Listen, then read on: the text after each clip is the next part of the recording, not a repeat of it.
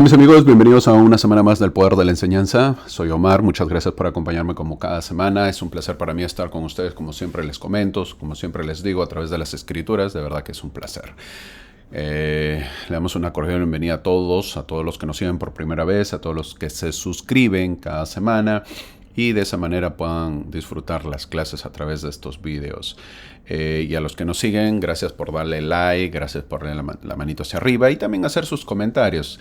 No olvidemos de que el objetivo de no solamente es brindar información, sino poderles brindar algunas alternativas para que puedan enseñar lo que aprenden a los demás y obviamente todos podamos edificarnos en venir a Cristo.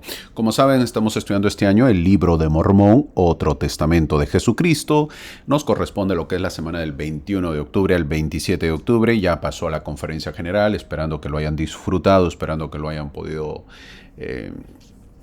atesorar, anotar sus pensamientos, los mensajes de los líderes que tenemos. Ese es el objetivo de las conferencias y como saben también estamos en estas clases que estamos estudiando el libro o el manual de la iglesia. Ven, sígueme, un manual de la Iglesia de Jesucristo de los Santos de los Últimos Días. Nos corresponde el episodio 43. Ya estamos en el episodio 43, ya estamos casi a finales de octubre y nos corresponde lo que es en tercera de Nefi 27 a cuarto de Nefi. El libro de cuarto de Nefi tiene un solo capítulo, así que por eso se menciona cuarto de Nefi, nada más.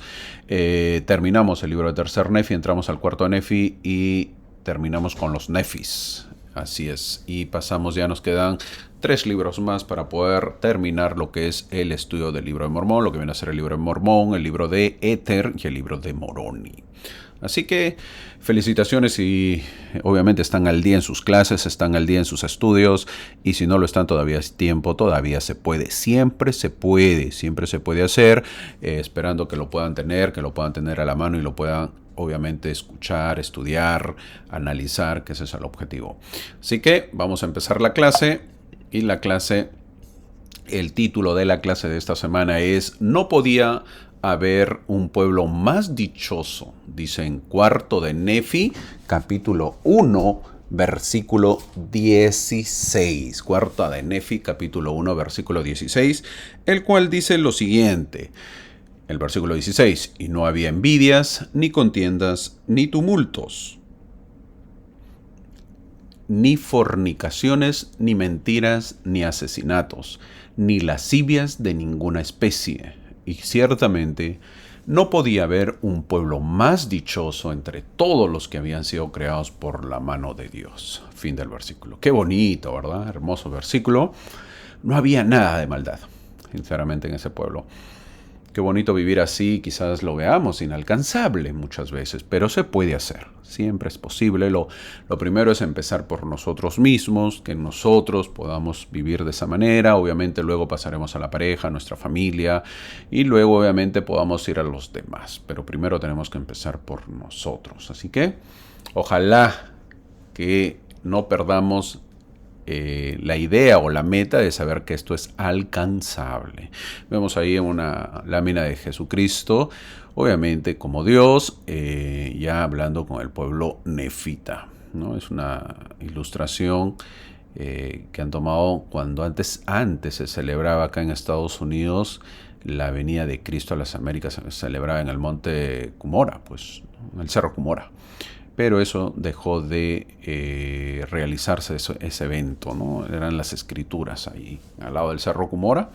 Ahí se establecía pues un tipo teatro y se realizaba eso, un evento espectacular. Digo espectacular porque lo he visto nomás a través de vídeos, a través de algunas, videos. No he estado cuando yo ya quise ir, ya se suspendió. Así que para la próxima será, esperando que alguna vez venga otra vez. Vamos a empezar la clase. Antes de eso, saludar a todos los que se suscriben de diferentes países, ya lo mencioné. Gracias por sus comentarios. A veces hay algunos comentarios que me causan gracia. Me pusieron, hermano, cuando yo lo estoy escuchando, escucho como que alguien está tomando, bebiendo. Soy yo, yo mismo. Bueno, hay cosas que ustedes no saben, lo que se hace a través de un video. A través de un video yo tengo algunos apuntes, por ejemplo, que son hojas que a veces suena. Por ejemplo, ahorita estoy haciéndolo sonar más fuerte para que sepan. Entonces son algunos apuntes que tengo para la memoria. Obviamente se me van algunos temas y tengo que tener algunos apuntes, ¿verdad? ¿Cómo hago la clase? ¿Cómo efectúo la clase? Por más que lo haya estudiado, pues se me van algunos temas, entonces tengo que anotar algunos temas para poder hablar, alguna historia, algún párrafo, alguna autoridad general que ha mencionado, etc. Al mismo tiempo, cuando hablo, es un promedio de 1 hora. Obviamente, pues yo, como saben, aquí en Estados Unidos todas las casas tienen aire acondicionado y yo estoy con un aire acondicionado. Entonces, obviamente, tanto hablar se reseca un poco la garganta y así no haya aire acondicionado se reseca la garganta, por lo que de vez en cuando, de momento en momento, estoy tomando agua en una botella, que por eso ustedes lo escuchan. Acabo de beber agua. Entonces, es por eso que de repente escuchan eso, ¿verdad? Gracias por eso. Y si tienen esas dudas, pues se las transmito para que ya no quede dudas. Al mismo tiempo, pues tengo mis apuntes. Es por eso que a veces trato de que sea correlativo las imágenes, las escrituras, los versículos. Ustedes no saben, hay un poquito de trabajo, hay un poquito de trabajo en esto, no es cuestión de salir y hablar. No, yo tengo que preparar la clase, tengo que ordenar la clase, tengo que hacer resúmenes, tengo que ver los tiempos, las horas, porque yo preparo con 1 o 2 semanas de anticipación. Entonces imagínense, a veces yo preparo una clase y la clase dura como para 2, 3 horas y es mucho.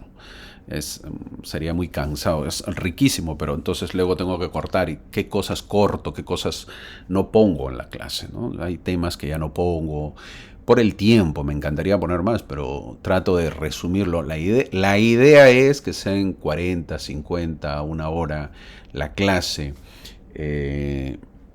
pero es más, a veces no llego a ese tiempo, es más, me paso 1 hora 20, 1 hora y media.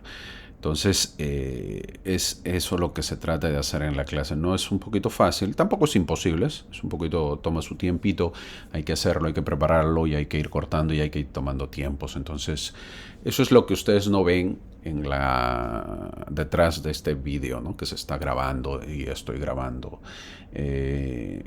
Obviamente, a veces ya ha pasado, también se va la luz, a veces hay tormentas, saben que hemos estado en tormentas, bueno, yo donde vivo hay tormentas, se va la luz, se va el internet, por eso trato de hacer clases grabadas con anticipación, ya hay muchas clases, hay como 3 clases ya tengo grabadas, que ustedes pueden verlo y van a salir automáticamente, lo que se llama el backup, para que de esa manera no se pierdan la secuencia.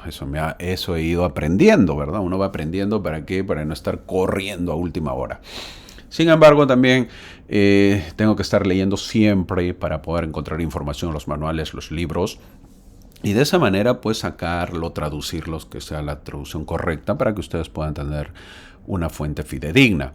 Al mismo tiempo, uno va aprendiendo de que tiene que ir grabando para no estar corriendo a última hora o que no salga la clase, no iba a salir hoy día, no salió hoy día, salió mañana. No, para que ustedes ya tengan todos los miércoles a medianoche o el jueves a medianoche ya salen las clases y de esa manera ustedes lo pueden tener. ¿Ok? Eso es el objetivo. Estoy explicando un poco cómo se hacen las clases. Quizás más adelante les dé un poco más de información. También luego tengo que preparar las diapositivas para que ustedes puedan mirar los dibujos o las imágenes de las clases, marcarlos y toma un poquito cierto tiempo. Obviamente con gusto lo hago, con mucho placer y satisfacción porque a muchos les gusta y me alegra que les pueda ayudar en sus vidas. Muy bien, también hay algunas preguntas y obviamente los comentarios que les ayudan en sus vidas. Qué bueno. Me alegra que les ayude en sus vidas, en sus familias, en sus propias vidas personales, que les ayude a estas clases. Para mí me doy como satisfecho. Así que vamos a seguir con la clase. Esta semana casi nos toca 7 páginas. La página, bueno, desde tercer Nefi, capítulo 27 a cuarto de Nefi. Así que veremos eso y yo creo que vamos a ir aprendiendo. Es posible, así se puede hacer esta semana. Se puede llegar sobre todo a poder leerlo, esos temas, y poder, sobre todo, poder regularizarnos, ¿verdad? Ok, seguimos con la historia de Jesús en América. Como saben, estamos en lo que es Jesús en América. Y vemos sus muchas enseñanzas, mucha doctrina y mucho por aprender, tal como vemos ahí en la imagen. Pues Jesús llega a América. En Tercera de Nefi, capítulo 27, que vamos a ver los primeros versículos, vemos que el segundo día de la visita de Cristo comenzó con los 12 predicando al pueblo. El tercer día de la visita de Cristo comenzó con los 12 predicando nuevamente al pueblo. Otra vez les predica al pueblo. Durante 3 días el Salvador había estado entre la multitud. Luego ascendió al cielo. Al final del tercer día no es explícito, pero hay una división entre lo que Jesús hizo ese día y las enseñanzas de los apóstoles. También sabemos que los 12 están viajando a diferentes lugares para predicar la palabra, dice el versículo 1. El versículo 1 dice eso.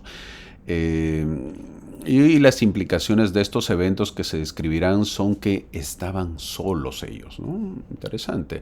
Por lo tanto, en algún momento indeterminado, pues después de las apariciones de Cristo en la tierra de la abundancia, regresan los 12 mientras están en el proceso de difundir el mensaje. Ellos viajaban en grupo, Jesús se les aparece y les pregunta, ¿qué quieres que os dé? Eso le dice en el versículo 2, ¿qué quieres? ¿Qué queréis que os dé? Ellos responden que quieren el nombre por el cual se debe llamar a la iglesia. Los nombres eran importantes, por lo tanto el nombre con el que se llamaría a la doctrina de Cristo era muy, muy importante. Los versículos que siguen vemos que Jesús describe el principio sobre el cual podrían dar un nombre a la iglesia. Él había enseñado que debían orar al Padre en su nombre y que en su nombre eran bautizados. Las personas que eran bautizadas debían tomar sobre sí su nombre, en otras palabras, debían ser identificadas con él. Sería algo similar a un niño, por ejemplo, que es adoptado en una familia y tome el apellido ¿de quién? De la familia. Se les identifica entonces por medio del apellido a la familia, el nuevo adoptado. Por lo tanto, Jesús señala lo mismo, algo parecido, ¿verdad? ¿Cómo puede ser mi iglesia si no se llama en mi nombre? Hace la pregunta Jesús. Y el versículo 7, obviamente dice, ahí está marcándose con rojo, lo dice claro para que no haya confusión en estos tiempos. Cualquier cosa que hagáis, la haréis en mi nombre. De modo que daréis mi nombre a la iglesia. Entonces, cuando a veces se pregunta, ¿por qué lleva la iglesia el nombre de Jesucristo? Una pregunta media sería absurda, porque obviamente la iglesia no es de ningún profeta, no es de nadie, sino de Jesucristo. Entonces es por eso que lleva su nombre y para que se identifique de quién se enseña la doctrina. Entonces es importante saber el nombre que debe llevar. Lo especifica en Tercera de Nefi, capítulo 27. Importante, ¿eh? Ahora, la iglesia se identifica con Jesucristo porque enseña y es la fuente de su evangelio, aunque los 12 habían aprendido que había un Padre Celestial que estaba separado de Jesús. Eso ya lo tenían claro, iban aprendiendo. Al comienzo pensaban que era el mismo Padre y el Hijo eran lo mismo, pero no, lo van aprendiendo que hay un Padre Celestial que está separado de Jesús. Todavía era Jesús quien era la cabeza de la iglesia, eso también lo están aprendiendo los apóstoles. Orarán al Padre, pero esa oración solo será eficaz si se hace en el nombre de ¿quién? De Jesús. Por lo tanto, la iglesia está edificada sobre el Evangelio y el Evangelio requiere que la humanidad viva los mandamientos. Si no viven los mandamientos y las enseñanzas del Evangelio, obviamente pues no hay entrada en el reino de los cielos. Ahora, los siguientes versículos podemos ver que es importante vivir conforme al Evangelio, nos dice Jesús. También es importante entenderlo. Jesús proporciona el fundamento del Evangelio, que es su sacrificio expiatorio. Esto es algo doctrinal.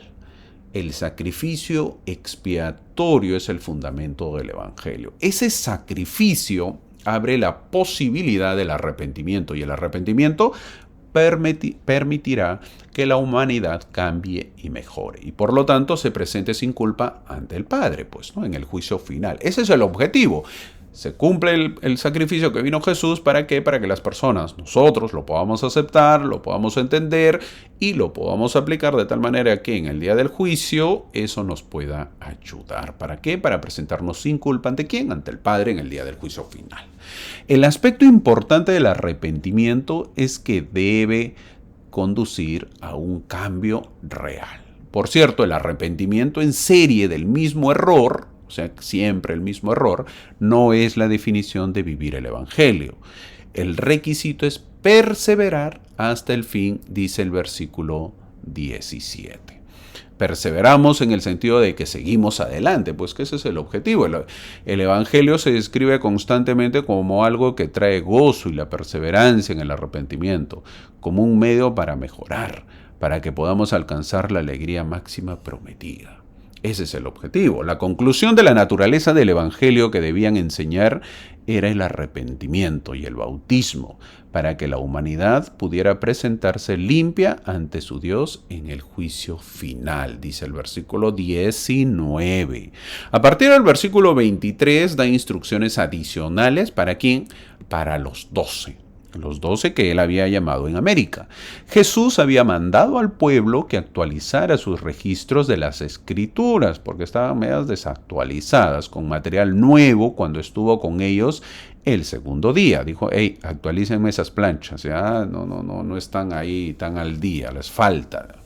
En esta ocasión, Jesús les ordena a los 12 que escriban tanto de su visita como de las otras obras del pueblo. La razón inmediata que se dio fue que estas cosas se escribirían en los registros celestiales y por ellos se juzgaría al pueblo. Atención con esto. El Señor es bien claro. Hey, les falta ciertas cosas en las planchas que no han puesto. Bueno, pues dejémoslo así. No, Señor. Me lo pones. ¿Por qué? Porque de acuerdo a lo que está escrito, yo voy a juzgar al pueblo. Cuidado ahí. De todo eso se juzgará. ¿A quién? A nosotros, ¿eh? A todos. La mayoría será juzgado por la Biblia. Eso tenemos que saberlo. El libro, el mundo entero que cree en la Biblia, pues va a ser juzgado por la Biblia. El libro que no leen encima, ¿verdad? El libro que tienen de adorno, por cierto, muchos tienen de adorno. Así que tengamos cuidado. Nosotros seremos juzgados por la Biblia, dice el versículo 25, y por los libros que tenemos, como qué libros, Libro de Mormón y Doctrina y Convenios y la Perla de Gran Precio. Cada hombre será juzgado según el libro de su propia vida, según el registro de obediencia o desobediencia. Y por imperfectos que sean los registros que se llevan en la tierra, nadie será juzgado erróneamente. Abrirán el libro y verán el registro de diezmos y esperamos pues que salga nuestro nombre. Abrirán el registro de días de reposo y saldrá nuestro nombre, que fuimos los domingos a la iglesia, que pagamos diezmos. Abrirán el registro de la palabra de sabiduría, de castidad, de los consoladores, de los generosos, etc. Y esperamos que salgan pues nuestros nombres como buenos cumplidores. ¿Tú te imaginas? A ver, vamos a ver quiénes cumplieron la palabra de sabiduría que se habla del libro. Ahí sale tu primer nombre. Wow, cumplidora de la palabra de sabiduría. A ver, vamos a ver los generosos. Abren el libro de los generosos tu nombre adelante. Pero tú te imaginas también al contrario, abren el libro de la palabra de sabiduría. Los cumplidores de la palabra de sabiduría se mencionan todos y no está tu nombre. Los cumplidores de la ley del diezmo abren, leen y no sale tu nombre. Los cumplidores, los generosos y no está tu nombre. ¿Cómo te sentirías en ese momento, mi amigo? Esperemos que salgan pues nuestros nombres. Todavía estamos a tiempo. Como buenos cumplidores, seamos buenos cumplidores, que ese es el objetivo. Jesús declara que a los 12 se les da la autoridad de ser jueces del pueblo.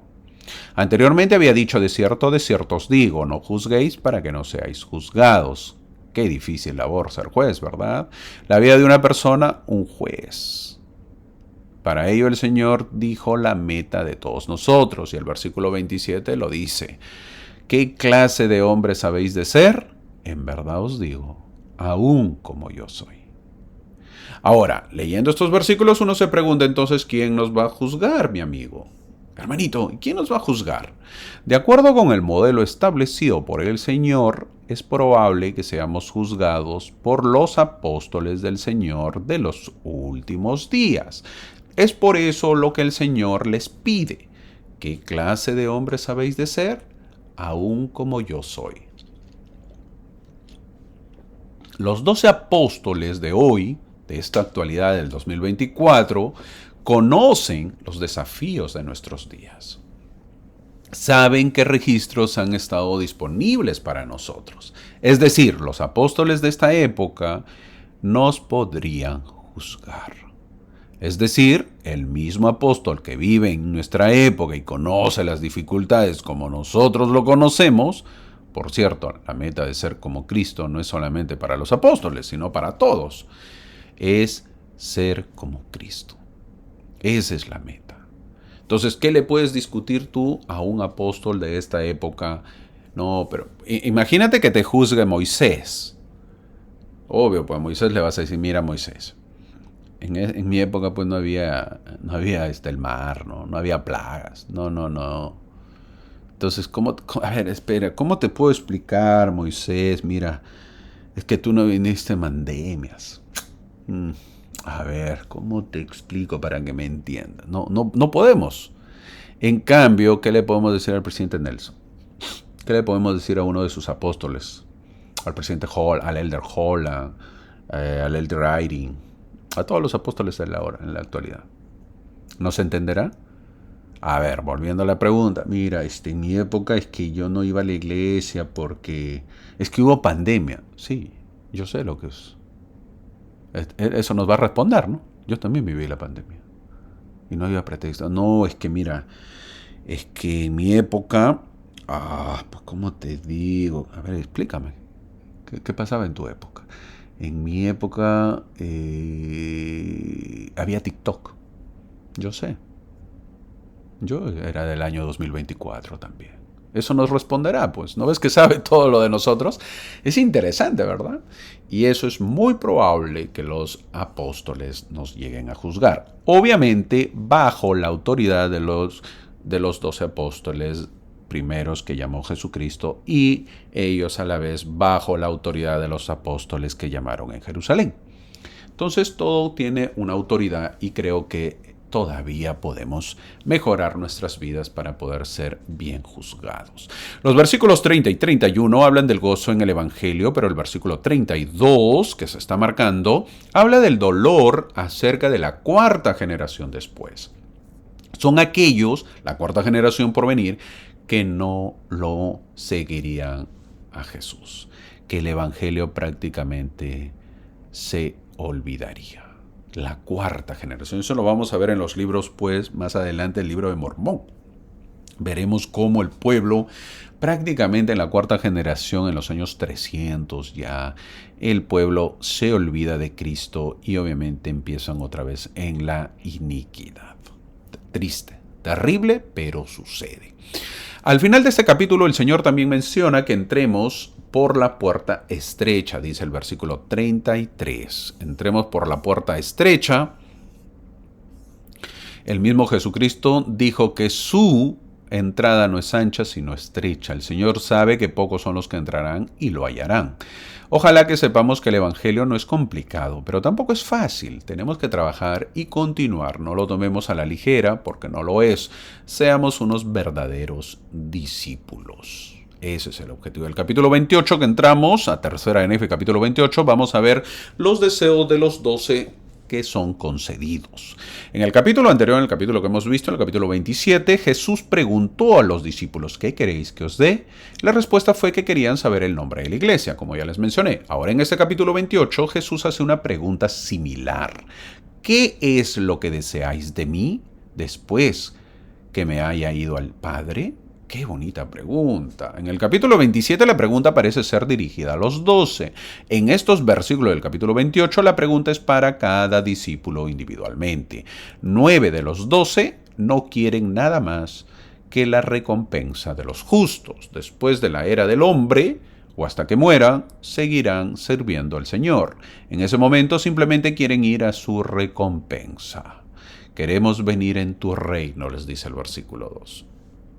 Wow. Jesús los bendice por su deseo y declara que después de vivir hasta los 72 años, vendrán a su reino. Un deseo, sinceramente, que nosotros también hubiésemos dicho lo mismo. ¿O no? Ya está. Vida asegurada. Ya está. Se acabó tu tiempo de probación.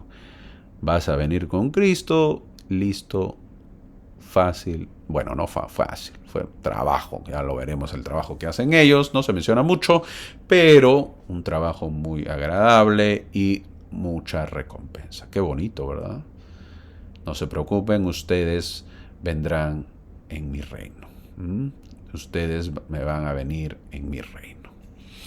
Los siguientes versículos, Jesús se dirige a los 3. De los 12, 9 dijeron eso. ¿Qué hubieras dicho tú? A ver, mi amigo, ¿qué hubieras dicho? Lo mismo, ¿verdad? Lo mismo, pues ya te aseguraste. Ya no hay otra. Es aseguración, salvación asegurada. Jesús se dirige a los 3. Habían 3 que no dijeron eso, que tenían un deseo diferente. Parecen creer que era audaz porque no se atrevieron a hablar de ello. No era necesario. Jesús les dijo que entendía lo que ellos deseaban, les dice el versículo 6. No se preocupen, yo les entiendo, yo sé lo que están pensando en sus cabezas. En otras palabras, conozco vuestros pensamientos, que era lo mismo que Juan el amado deseaba. ¿Se acuerdan? Y si no se acuerdan, pues hay que verlo en el Nuevo Testamento, en Juan capítulo 21, los versículos 21 al 23. Puedes leerlo de lo que deseaba Juan, el amado. Además de su deseo de estos apóstoles, de estos 3, la lección de este versículo es que subraya que Dios conoce nuestros corazones, incluso antes de que podamos expresárselos. Dios sabe lo que necesitamos y nos bendice, a veces incluso cuando no somos capaces de expresar nuestras necesidades. En este versículo entonces aprendemos que Jesús conoce nuestros corazones, sabe lo que deseamos, sabe lo que queremos, pero aún así nos pide que lo hagamos, que le pidamos, que le supliquemos y que tengamos fe. Los 3, que obviamente eran tímidos para pedir el pedido que Dios les había dicho que querían, son conocidos a partir de ahora como los 3 nefitas. Se les concede su deseo. Es difícil comprender la naturaleza de su deseo. Hasta ahora esperan la transición a la siguiente vida durante más de 2000 años. Hermano, ¿y qué desearon? Lo que dicen es no desear la muerte. Es decir, no terminar la vida terrenal, sino continuar predicando el Evangelio hasta la venida del reino de Jesucristo en la segunda venida. Continuar predicando y predicando el Evangelio. ¿Te imaginas? Estamos hablando del año 36, 37. Vamos a suponer que es el año 40 de Cristo.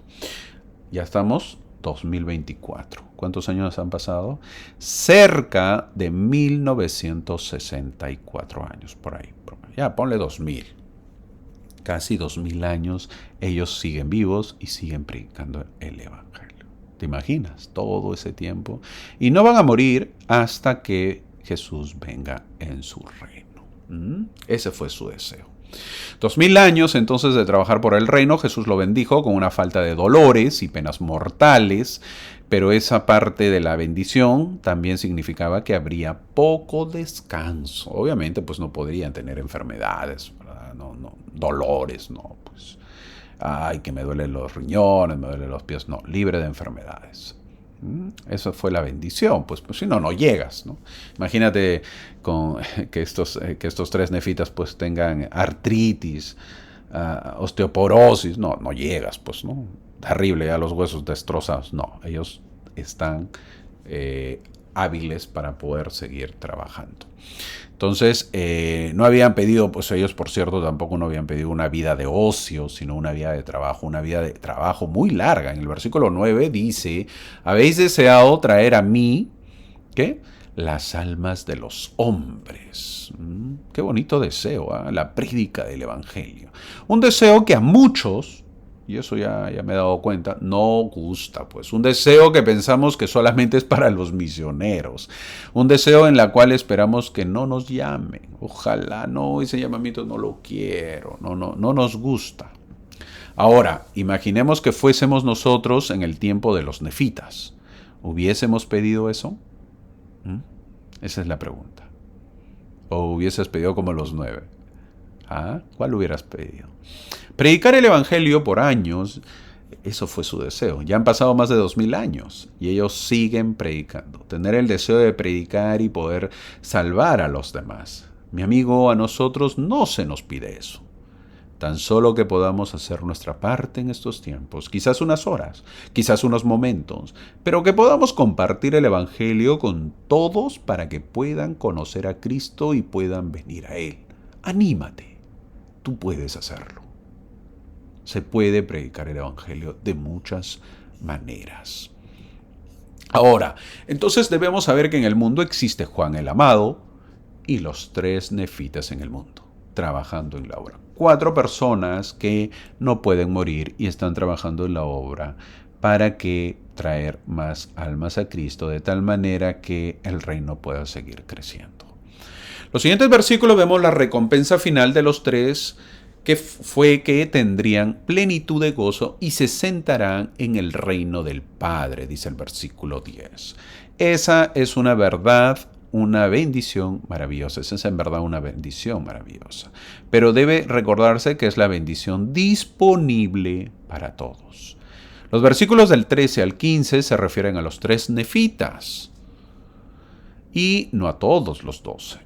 A los 3 nefitas les habían dicho, ellos habían solicitado la oportunidad de permanecer en la tierra para continuar trabajando para predicar el Evangelio, hasta que Cristo regresara. No podían hacer eso como mortales, entonces. Obviamente, pues no, el tiempo normal muere a los 70, 100 años, vamos a ponerle promedio.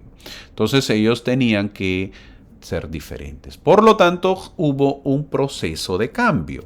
Ellos querían esperar hasta que Jesús viniera y para que pudieran hacerlo, Jesús los llevó a los cielos y los dotó con el poder de la traslación y los trajo de vuelta a la tierra. Así recibieron poder para vivir hasta la venida del Hijo del Hombre. Préstame atención en esto porque de repente te puedes confundir. Esto es un poco de doctrina, mi amigo. El versículo 15 habla de transfiguración. Ahora, este versículo puede ser confuso porque los 3 nefitas fueron transfigurados y ¿qué? Trasladados. Una cosa es ser transfigurados y trasladados. Los nefitas fueron los 2, fueron transfigurados y fueron trasladados. Toma nota y presta mucha atención una vez más, porque es doctrina lo que voy a explicar y quizás tengas que volver a escucharlo varias veces esta parte. Fueron transfigurados cuando fueron arrebatados al cielo y oyeron cosas inefables, dice el versículo. Que es decir, cosas inefables quiere decir que no se puede explicar con palabras. Y también fueron trasladados cuando se efectuó un cambio en sus cuerpos por medio del cual permanecerían en la tierra para traer almas a Cristo. Los 2 partes fueron transfigurados y fueron trasladados los 3 nefitas. El Elder Holland, que es actual autoridad general, apóstol en la actualidad, él dijo, una persona que se transfigura es aquella que es llevada temporalmente a una experiencia celestial más elevada, como lo fueron Pedro, Santiago y Juan. Y luego regresa a un estado celestial normal. ¿Dónde lo dice eso? En su libro Cristo y el Nuevo Pacto. Ahora, fin del comentario. Tenemos que saber que nosotros somos cuerpos mortales, que vivimos en una orden celestial, es decir, la más baja de las órdenes entonces. La traslación es el proceso por el cual un cuerpo mortal del orden celestial se transforma en un cuerpo mortal del orden terrestre. La palabra mortal en este sentido significa un ser cuyo cuerpo y espíritu no han sido unidos permanentemente por la resurrección todavía. Entonces nosotros somos mortales, en la actualidad somos mortales ¿qué? Celestiales. Los seres trasladados son mortales terrestres. Subieron a un nivel más, pues. Mientras que los seres resucitados exaltados son inmortales celestiales, como Jesús, el más alto de los órdenes. Espero que se haya entendido. ¿Qué quiere decir? Una vez más, nosotros somos mortales celestiales. Y los tres nefitas y Juan el Amado, ellos son mortales terrestres. ¿Correcto? ¿Por qué? Ellos no es que hayan resucitado, no han muerto todavía. En algún momento morirán, pero por eso, como no pueden morir, ellos son mortales, pero de la orden terrestre, han subido a un nivel más para que puedan alargar sus vidas. Espero que te haya servido. Los tres nefitas y Juan del Nuevo Testamento son seres mortales, una vez más, de la orden terrestre. Ellos todavía no han muerto, morirán algún día, antes de la segunda venida, y resucitarán y serán inmortales.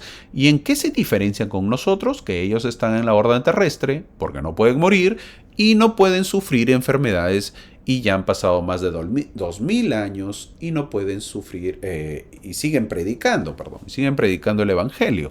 Si no te quedó claro, te doy un último ejemplo. José Smith no fue trasladado, pero él fue transfigurado. ¿Y cuándo? Cuando tuvo la primera visión en la arboleda sagrada.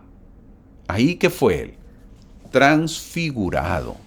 Entonces, de tal nivel que él pueda soportar la presencia del Padre y del Hijo.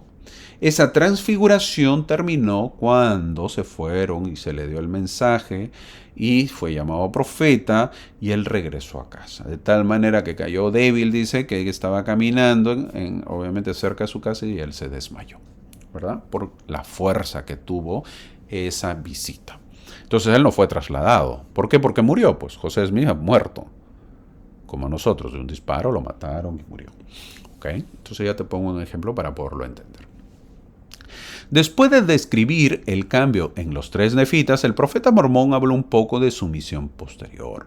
Él está interesado en ellos, en los tres nefitas, no solo por su historia única, sino porque aprenderemos que ellos le han ministrado personalmente a Mormón. Mormón los conoció. Él los conocía. Su misión era enseñar, y por lo tanto ellos enseñaban. Los otros discípulos también enseñaban. Pero estos testigos personales de la maravillosa aparición del Salvador en la tierra de abundancia continuaron su testimonio en primera persona a través de los siglos. Qué bonito, ¿verdad? Ahí lo vemos a José Smith con la primera visión, pues, y obviamente él fue transfigurado. El ministerio de los tres nefitas no fue fácil. Fue la prédica de los tres nefitas. Llegó una época en que fueron perseguidos y arrojados a un horno y a una cueva de bestias salvajes. Mormón está contando historias que conoce, pero son historias que han sucedido en más de 200 años. ¿Te imaginas todo ese tiempo que Cristo vino, llamó a los tres nefitas empezaron a vivir y a predicar el Evangelio y no morir, hasta que llegó el profeta Mormón, que son unos 300 años después, más o menos? Todo ese tiempo ya los tres nefitas han pasado por muchos problemas. Han sido perseguidos, arrojados en un horno, en una cueva de bestias salvajes. Y Mormón lo cuenta esto porque lo sabe, lo ha conocido a ellos. Mormón se referirá a ellos nuevamente en Cuarto de Nefi, en el capítulo 1, ya lo vamos a ver, que lo va a mencionar. A pesar de las persecuciones, persisten en sus labores para traer almas al Evangelio de Dios. Obviamente estos nefitas trabajan duro para poder traer almas al Evangelio. Luego vemos que en el versículo 24, Mormón dice que pondrá fin a su intervención en la historia. Sin embargo, como en muchas otras ocasiones en que hace esa declaración, todavía tiene algo que decir. Iba a enumerar los nombres de los tres, pero se le prohibió hacerlo. Por cierto, así sepamos sus nombres, sería complicado conocerlos en estos tiempos. El propósito de no saber sus nombres es tal vez para asegurarse de que entendamos que, si bien tenían una misión diferente, los tres no iban a ser exaltados sobre los otros 9 discípulos. Todos habían tomado decisiones justas y todos recibirán la misma resurrección y la misma exaltación. En otras palabras, todos serán herederos del reino celestial. El versículo 26 indica que casi 400 años después de su transformación, ellos ministraron personalmente a Mormón. Eso es lo que nos dice en el siguiente versículo 26. Es decir, que Mormón los conocía, como los mencioné. Por lo tanto, Mormón era un discípulo que podía testificar del Salvador porque había hablado directamente con aquellos que habían estado allí. Y eran 3. Qué bonita experiencia, ¿verdad? Los 3 no son simplemente apóstoles para los nefitas, son apóstoles para el mundo. Cuando Mormón declara que ministrarán a las tribus dispersas de Israel, entendemos que ni siquiera están irritados o limitados al nuevo mundo. Por tanto, cuando trabajen aún entre los gentiles, será para ayudarlos a llegar al conocimiento de su Redentor y a ser adaptados o adoptados en la casa de Israel. El libro de Mormón predica en términos claros. Describe el ideal y su opuesto. Los versículos 34 y 35 describen el estado de los que no creen. Estos no son simplemente incrédulos, sino aquellos que tuvieron la oportunidad de saber y arrepentirse, pero no lo hacen, pues, ni siquiera hasta el último día. No se quieren arrepentir. Para ellos, la vida en la tierra habrá sido en vano, porque nunca lograron el propósito para el cual nacieron. Los últimos versículos son interesantes por lo que enseñan. La enseñanza es que la transformación de los 3 nefitas no fue una muerte y resurrección, sino un tipo diferente de cambio en el cuerpo. Fue una transformación. Esto sugiere que la capacidad de Satanás para tentarnos está relacionada con las pruebas de la mortalidad. Y una vez que estamos más allá de la mortalidad, estamos fuera, obviamente, de su alcance. O sea, es decir, Satanás ya no nos puede alcanzar. Qué bonito sería. Y obviamente estos 3 apóstoles, junto con Juan, obviamente no pueden ser tentados. Sería ilógico que sean tentados. Satanás no tiene poder sobre ellos. Entramos al capítulo 29 y el Señor recordará a su pueblo del convenio. Mormón sigue escribiendo. Mormón había estado hablando de los 3 nefitas, hablaba de los 3 nefitas que permanecerían hasta los últimos días. Los 2 primeros versículos retoman el tema de los últimos días, pero ahora Mormón se ha alejado de los 3 nefitas, quienes le habían ministrado la obra que estaban escribiendo y cuya obra estaba destinada a ser parte del comienzo de los últimos días. Mormón se refiere al libro de Mormón, que llegará primero a los gentiles y luego a todos, para que sepamos que las palabras del Señor que han sido habladas por los santos profetas se cumplirán todas, dice el versículo 2. Una vez más, no pensemos que son vanas estas palabras, dice el versículo 3. En los últimos días quedará claro cómo el Señor ha sido fiel a su convenio y habrá redimido a su pueblo del convenio. Cuando el libro de Mormón llegue a las generaciones futuras, será otro testamento de Jesucristo. Los versículos siguientes, después vemos de los comentarios positivos de los versículos anteriores, Mormón pronuncia un ay sobre aquellos que nieguen estas palabras o el libro de Mormón.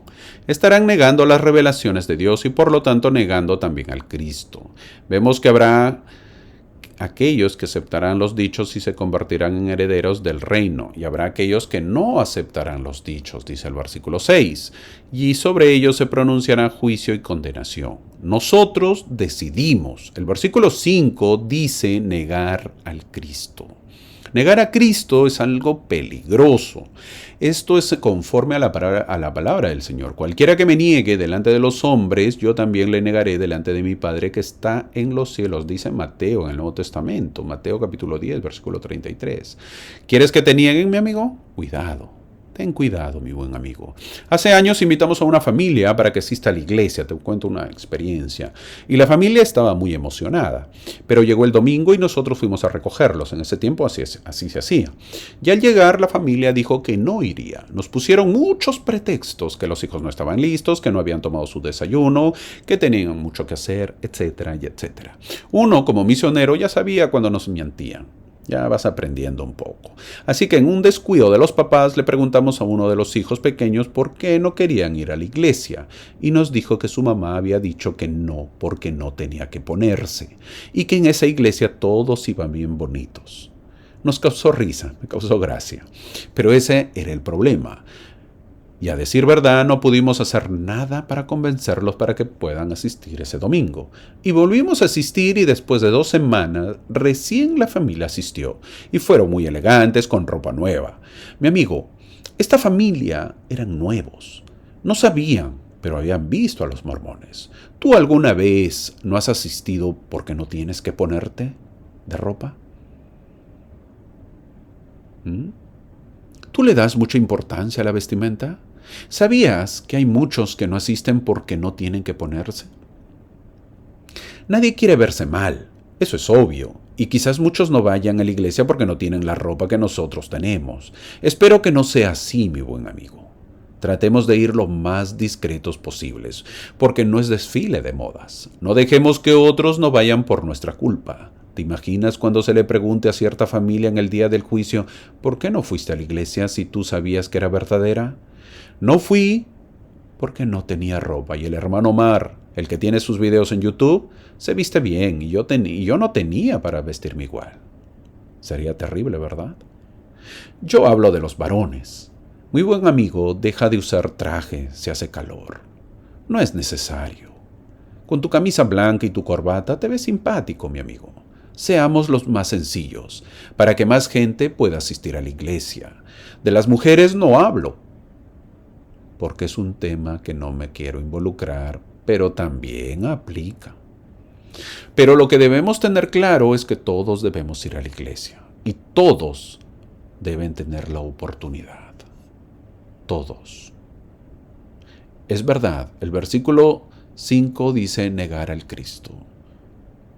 Una forma que a veces la gente pone pretextos para no ir a la iglesia y de esa manera negar al Cristo. La ropa. Otros pondrán el tiempo, otros pondrán dinero, etc. Que no haya pretextos con nuestros amigos, con las personas que quieran ir a la iglesia. ¿Y por qué no debemos poner obstáculos para los demás? Bueno, el capítulo 30 lo menciona. Los gentiles son llamados al arrepentimiento. Estos 2 versículos, los primeros, el 1 y el 2, sirven como conclusión del libro de Tercera de Nefi, y lo que es más importante, como punto culminante del texto de Mormón, la aparición y enseñanza del Salvador en la tierra de abundancia, después de su resurrección. Mormón era un discípulo en nuestros tiempos, un apóstol. Al final de este libro agrega una conclusión apostólica. Habla a quienes leerán lo que está escribiendo y les dice que deben escuchar las palabras de Jesucristo, el Hijo del Dios viviente. Sí, mi amigo, él lo dice en el versículo 1, escuchar las palabras de Jesucristo, el Hijo del Dios viviente. Aunque las palabras que Jesús ordenó eran las que Mormón debían escribir, Mormón se aseguró de declarar que venían por la autoridad de Cristo. Mormón sabía que el libro de Mormón llegaría primero a los gentiles, y por eso se dirige a ellos aquí.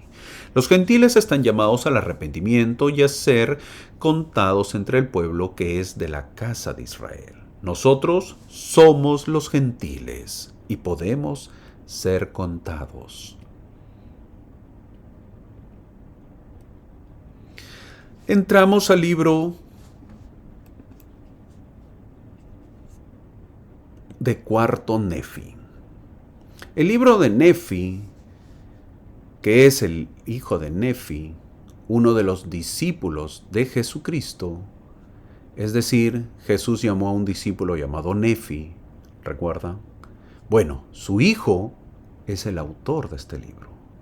Es bueno saber que ninguno de los libros de Nefi en el libro de Mormón se designaba al comienzo originalmente por números, como ahora dice cuarto de Nefi, primera de Nefi, segunda de Nefi. Así no era al principio. Cada uno era el libro de Nefi y se distinguía en el título con la genealogía. Estos números que se han puesto, primera de Nefi, segunda de Nefi, estos números lo ha puesto la iglesia. ¿Y para qué? Para poder distinguirlos, porque si no nos confundimos. es bueno saberlo. Ahora, en el versículo 1 dice, pasó el año 34 y también el año 35, y aquí los discípulos de Jesús habían formado una iglesia de Cristo en todas las tierras de los alrededores. Por lo tanto, el libro de Cuarto de Nefi comienza poco después del final del libro de Tercera de Nefi. En Cuarto Nefi tenemos una reconstitución del pueblo nefita como nación. Por lo tanto, Tercera de Nefi era un libro fuera del registro de las planchas mayores. Y Cuarto Nefi regresa a las planchas mayores con un nuevo pueblo. Ahora se establece nuevamente una sociedad de Sion. Ahora, analizando el libro, veremos que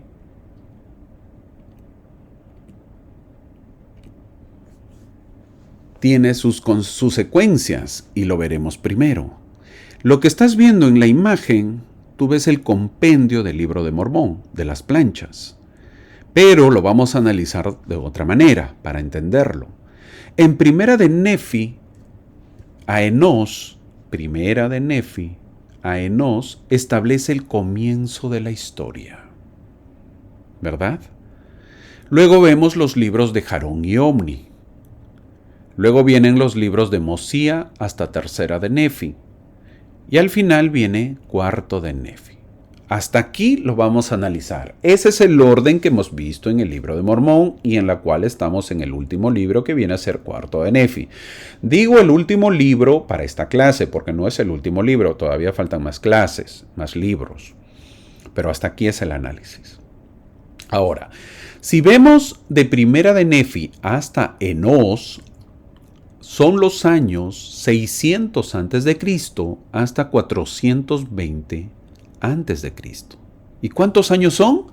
Son 180 años que lo comprende. Los libros de Jarón y Omni comprenden del año 420 hasta 130 años antes de Cristo. ¿Y cuántos son? Son los próximos 290 años y se abrevian en 2 libros pequeños. La sección central, que viene a ser desde Mosía hasta Tercera de Nefi, son del año 130 a.C. hasta 35 después de Cristo. ¿Y cuántos son? Son 165 años.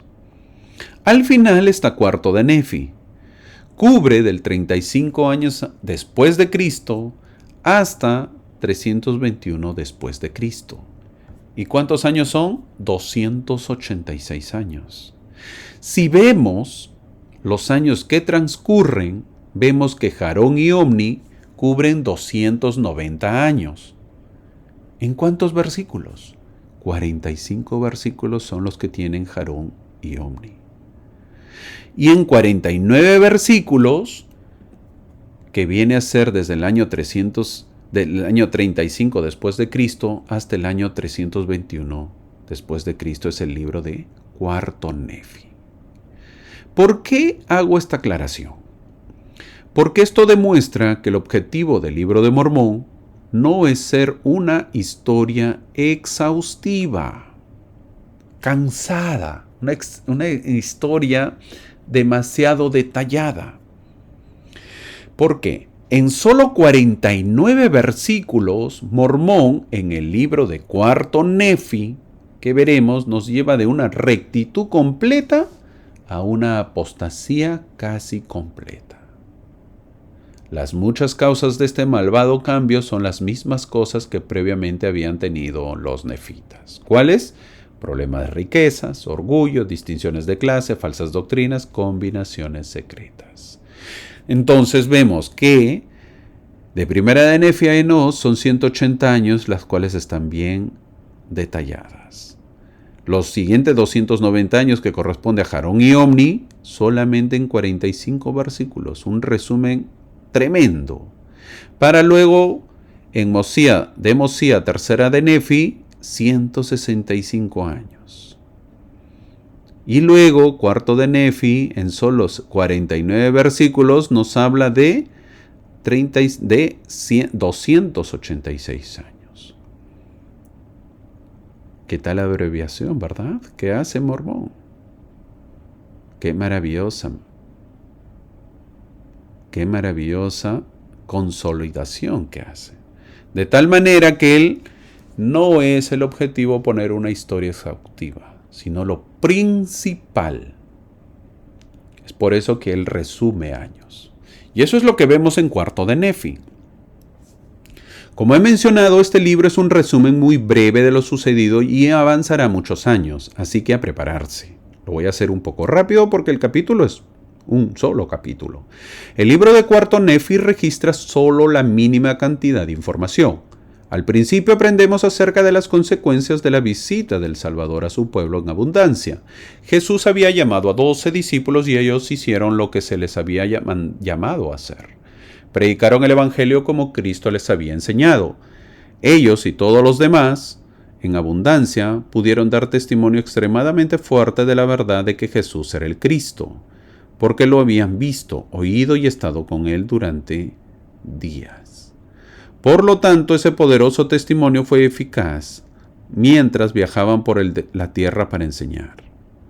Convirtieron y bautizaron a muchos. El resultado de que tantos creyeran en lo mismo y tuvieran los mismos objetivos permitió que hubiera un tiempo en el que no había contiendas ni disputas entre ellos, dice el versículo 2.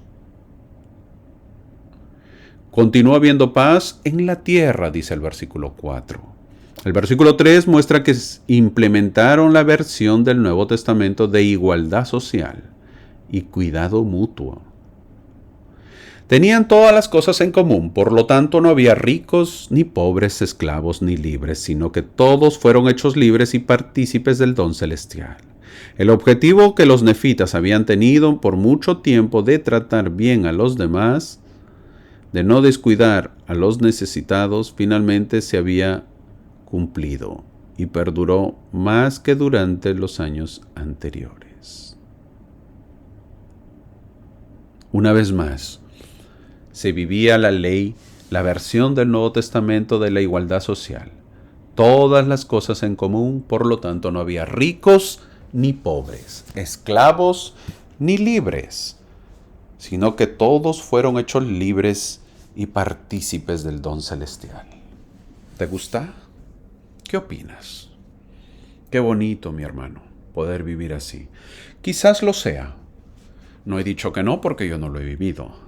Muchos quieren imitar ahora en este tiempo vivir así. Eso es el socialismo con el comunismo. Tengamos cuidado. Ellos predican y profesan esa parte, donde no haya ricos ni pobres. Mi amigo, no se puede en estos tiempos vivir así. No se puede. No se puede y no se puede. No digo que no se pueda vivir en algún momento, pero ahora en nuestros países no es tiempo para vivir así. Eso son imitaciones que hace el comunismo. El comunismo te dice todos seremos iguales y todos viviremos, claro, el pueblo, pero ellos que gobiernan van a vivir la vida rica. Y el pueblo, una vez más, es el que sufrirá. Esperamos o espero que se pueda entender.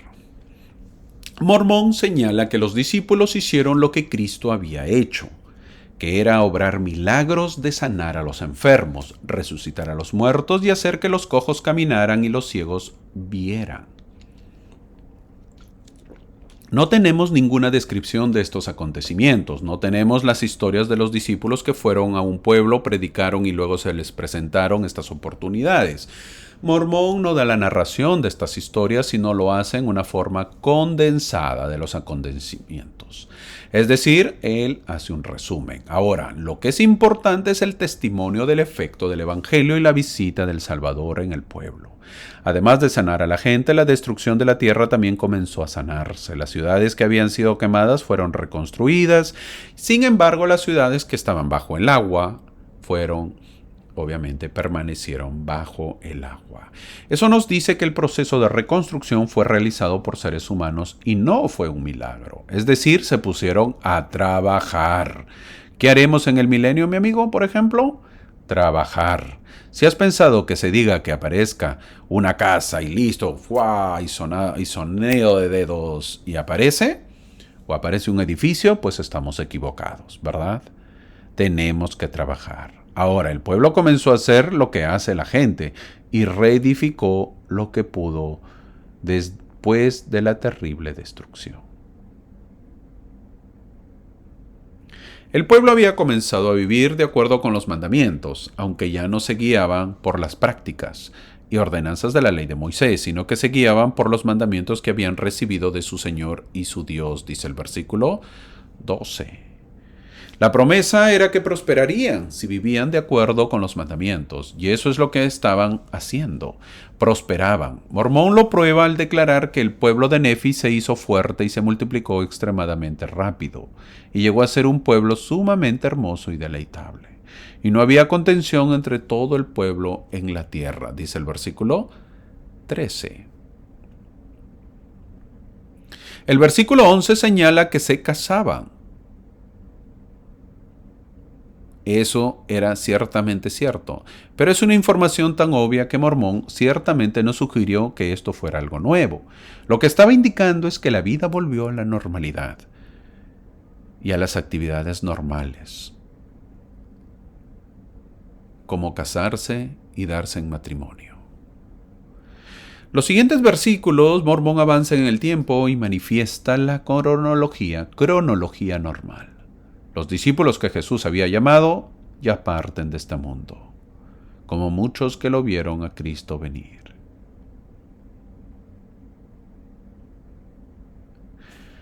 Habían pasado más de 100 años y es importante notar que no había ladrones, dice el versículo 17. No solo estaban en paz, sino que podían mantener fuera a aquellos que intentaran destruirlos. Aún más importante, no había lamanitas ni ninguna clase de hitas, sino que eran uno, hijos de Cristo.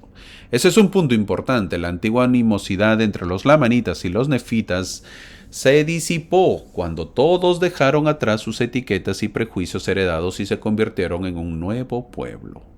Cuando falleció la primera generación, podemos ver que fue aproximadamente 100 años.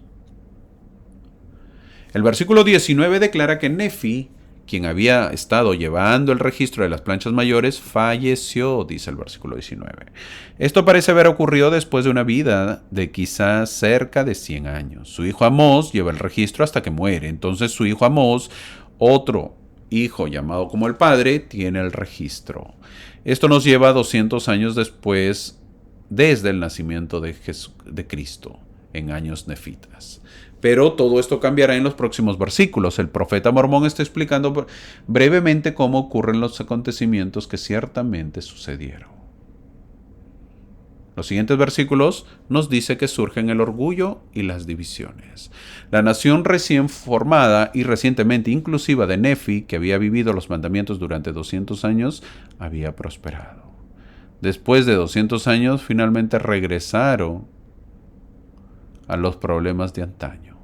Se hicieron ricos y una vez que lo fueron, se enorgullecieron y comenzaron a usar ropa costosa, dice el versículo 24. Mormón detalla un pueblo que se estaba alejando de los mandamientos. El igualitarismo anterior fue abandonado y las jerarquías sociales se estaban volviendo normales. Por lo tanto, ya no eran comunes entre ellos sus bienes y sus riquezas. Era lo que esperaríamos de un pueblo que comenzó a usar ropa costosa. Si analizamos bien, en el libro de Mormón se habla mucho de la ropa costosa. Y nosotros somos vistos para el mundo como que usamos ropa costosa. Una vez más, tengamos cuidado en esto. Siempre hablo de mi género, pero ahora también menciono a las hermanas. Tengan cuidado, mis buenas amigas. No debo aplicar esto para nuestras buenas hermanas que van a la iglesia pensando en el luto. En el plazo de 10 años, la sociedad nefita unificada estaba esencialmente disuelta. Habían muchas iglesias que profesaban conocer al Cristo y sin embargo negaban la mayor parte de su evangelio. Los discípulos originales, salvo 3, habían muerto para ese entonces. La pérdida de los testigos oculares parece haber dejado lugar para la disputa y por lo tanto existían congregaciones separadas que interpretaban el evangelio de diferentes maneras. También había, por supuesto, otra iglesia que negaba al Cristo, dice el versículo 29. Ese era el tema común de la influencia del mundo exterior sobre los fieles nefitas. Otra vez empieza a ver el caos y la división. ¿Qué pasó? La iniquidad empieza a verse. Incluso los 3 discípulos que se habían quedado ya no eran respetados ni creídos por todos. Eran perseguidos. Estos acontecimientos se relatan en algún momento después del año 210 nefita. Y fueron echados en prisión por aquellos que no pertenecían a la iglesia y los cárceles, no pudieron contenerlos. ¿Por qué? Porque fueron divididos en 2 y fueron arrojados a la tierra, dice los versículos 30, 32 y 33. Pero ellos hicieron la tierra con la palabra de Dios, de tal manera que, por su poder, fueron librados de las profundidades de la tierra. Y por tanto no pudieron cavar fosos suficientes para contenerlos. Sí, mi amigo, contenerlos. Terrible. Hubo una época en que las cosas eran tan buenas que no había ninguna clase de hitas. Para el año nefita 231, esa época idílica, pues de ensueño, había terminado. Una vez más, tenemos hitas y caen en las categorías anteriores de incredulidad. Debemos entender que Mormón está creando una nación nefita restaurada, junto con la restauración de su propia identidad. Mormón menciona que los justos se les llama nefitas en el versículo 36. Una vez más, hay otros, y los versículos 38 y 39 enfatizan que las cosas han vuelto a las condiciones del principio. ¡Qué pena! Así como había odio en el principio, hay odio de nuevo. Mormón está analizando el regreso a ese periodo. Con la reaparición de los lamanitas hay una reaparición de la iniquidad. Esta división ocurre y una vez más los lamanitas llegaron a ser mucho más numerosos que el pueblo de Dios, dice el versículo 40. Es decir, la sociedad empieza su deterioro. Mormón parece sugerir que hubo una prosperidad general que compartieron tanto los nefitas como los lamanitas. Esa prosperidad llevó a ambos pueblos al orgullo. Ambos pueblos, dice el versículo 43. Y por lo tanto ambos pueblos a la iniquidad. Mormón está preparando a sus lectores, a nosotros, para la desaparición final de los nefitas y contrasta el estado justo anterior de los lamanitas y los nefitas con la separación casi universal de los principios del evangelio en la tierra. Aunque todavía tenemos las etiquetas de lamanita y nefita, ya no se pueden usar para sugerir rectitud versus iniquidad. Ambos eran sumamente malvados. Uno igual al otro, dice el versículo 45. Luego se menciona a los ladrones de Gadiantón, que se extendieron por toda la superficie de la tierra, dice el versículo 46. El encargado de los registros, que es Amós, hijo de Amós, murió en el año nefita 305.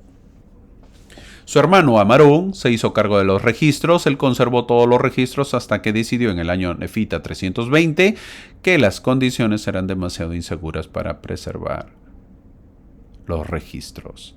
Para preservarlos, ocultó los registros que eran sagrados. Sí, aún todos los registros sagrados. Esto termina el registro que Amarón mantuvo en el libro que lleva el nombre de Nefi. Entonces Amarón buscará a alguien que se haga cargo de los registros y es nada menos que el profeta Mormón.